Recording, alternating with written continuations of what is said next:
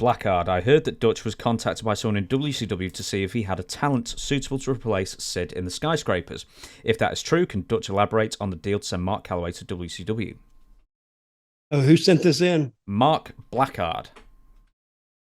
Mr. Blackard, I'm going to answer your question to the best of my ability. I haven't been sworn in, right? Should we do that now? So swear me in. I've already been sworn in. That's fine. But yeah, Jimmy Cornette, my good friend, was in Atlanta in WCW, and they had a team called the Skyscrapers. And it was Sid Vicious, who I gave him the name too. You know that. Mm-hmm. Sid Vicious and Dan Spivey. So Sid gets hurt or whatever, and he can't go. And so I think Jimmy calls me on a Monday,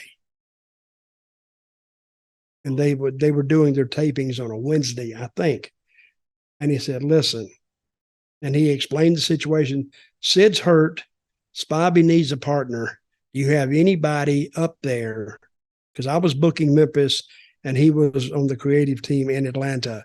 He said, do you have anybody up there with you that could fill in for Sid?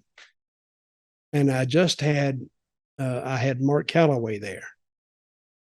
And I said, well, I could send you Mark Calloway. I said, how long do you need him? He says, well, we need him till we don't need him. So he's going to take Sid's place on the road. I says, when? He said, well, we need to start him Wednesday if you got anybody. I said, well, I do have a guy. He's going to be here in about 15 minutes, and I'll let you talk to him. He said, okay, call me back. So me and Mark were getting ready to go to, I think, Louisville. I was talking to him on a Tuesday. That's what it was. We were getting ready to go to Louisville, and Mark came in, and I said, listen, Jimmy Cornette just called. He wants a guy to replace Sid in Atlanta, and I suggested you. You interested? He said, well, hell yeah, I'm interested. I said, okay. So I called Jimmy up, and I said, here he is. I said, he's about 6'9". He's about 300. Basketball player, in shape. I said, okay, let me see him. Well, not see him. He said, let me talk to him. And he talked to Mark. And Mark got a job in WCW on a day's notice. And he said, meet us tomorrow at Center Stage. I think that's where they were doing, or Marietta, one or the other. Meet us tomorrow there, and welcome aboard. So for me, for my good friend Mark, I had him booked too, but I knew he would do a lot better in Atlanta than what I could do for him in Memphis, because hell, Memphis was on its ass anyway.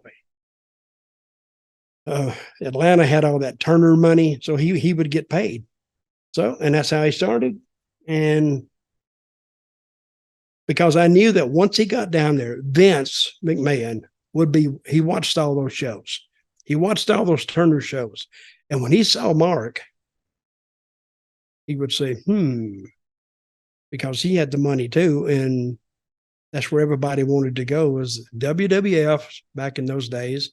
And he went there. And when did he have his 30-year retirement? Well, WWF, he was with them in 1990. November 1990, so 2020, I imagine. Okay, that's something like right. that. Yeah. So, and he went down, and I knew once Vince saw him, because after we were down there, we was in Atlanta staying at some hotel, and I walked by him. He said, hey, need to talk to you. I sat down, and he said, listen, he said, you think I should contact WWE? I says, my advice to you is I don't think you need to contact anybody right now, because they will be contacting you. Believe me. And it was only like 3 weeks, maybe 4 weeks later, I think, Vince got into contact with Mark. I think he flew Mark down to Florida to meet him at his summer place down there, and history was made. And he was looking for a guy to put an Undertaker gimmick on. And I always heard that Vince considered the Undertaker an extension of himself. That I can't die, and I'm going to do this, and I'm immortal. And he gave it to Mark, and look what Mark did with it. And it took time for Mark to really learn what worked and what didn't work. But when he learned it, he was over, and he's iconic, not only in WWF, but in the history of actually the world, really. Because everybody knows who the Undertaker is. Everybody. And if you don't, somebody would tell you real quick. And he owes it to you. Oh, well, he probably won't say he owes it to me. He owes it to himself. But when I saw him, I automatically said, this guy is, he is what Vince likes. Big guy who can work. So, yeah, and I was instrumental in getting him to Atlanta. A couple of follow-up questions. How did you finish up Taker on TV? If you did at all, did you explain his absence, or did you just ignore him? I ignored him, basically. He just wasn't there. And I didn't call him. He was going by, what name was he going by? Like Big Punisher or something? Something like Not that. It was something else. But it wasn't Mark Calloway. Pain. Something of Pain. Oh, like Master of Pain or something. I know he was Mark Callous in WCW. He was Master of Pain. That's what he was. What was Jerry Jarrett's reaction when you said, "Oh, I've just sent Master of Pain off to WCW with 1 day's notice"? Nothing, because he hadn't been there long enough to get over. You know, I think he had been there and then left and went back to.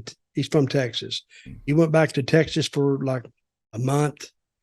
And then I think he had met a girl in Nashville, and he wanted to come back. And I said, "Hell, you just got there?" He said, "Yeah, but I want to come back." I said, "Okay." And I brought him back, and he took up right where he left off. But he ended up marrying that girl, by the way. So I guess it worked out for him. Of course, he got a divorce from her later. So I don't know if it worked out or not, but he did get his start in WCW.